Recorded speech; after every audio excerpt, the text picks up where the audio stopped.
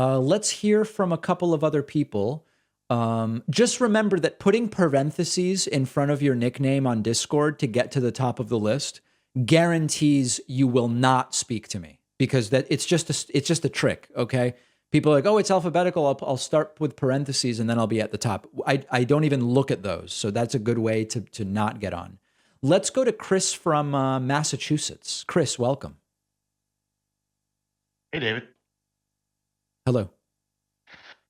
I don't have much for you today. I guess.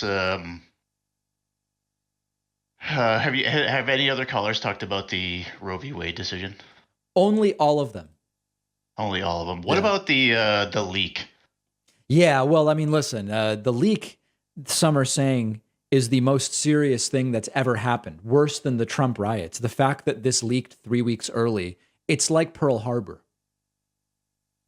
Yeah, I mean, that, in my opinion, is probably one of, like, I don't know, the lesser consequential factors of this whole kind of I agree. thing that's unfolding. I agree. It is a kind of one thing, though, is I've heard people saying online that, oh, the leaker is this patriot, and we don't really know why this content was leaked. I agree. So I would be hesitant to kind of go take that line so early, because there's a compelling something that I find compelling is the idea that this was leaked earlier than the normal Supreme Court summer publishing of these decisions. Yeah, to get it into the media cycle earlier than it would be and farther away from the midterms, so that it can run through the media cycle.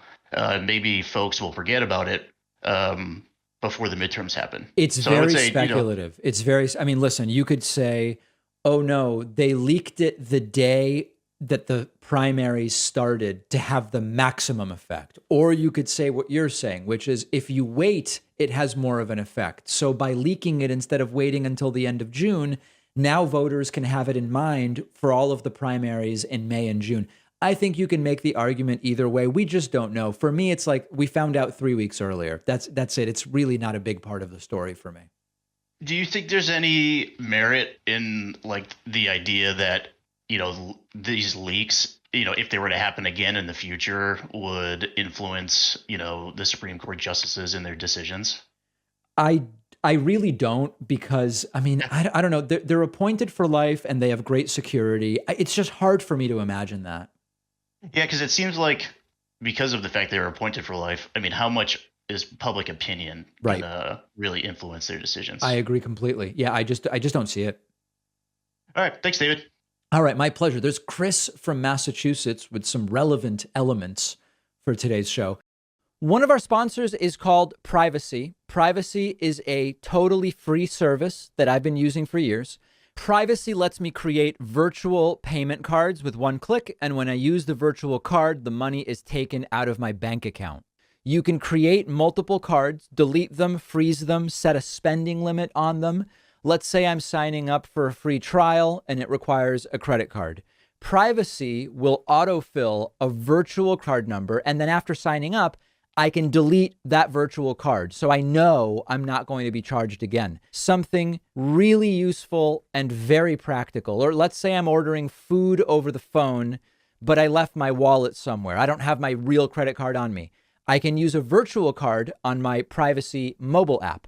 But really the best part is you're not out there exposing your real credit card number, so you're not as susceptible to data breaches and identity theft.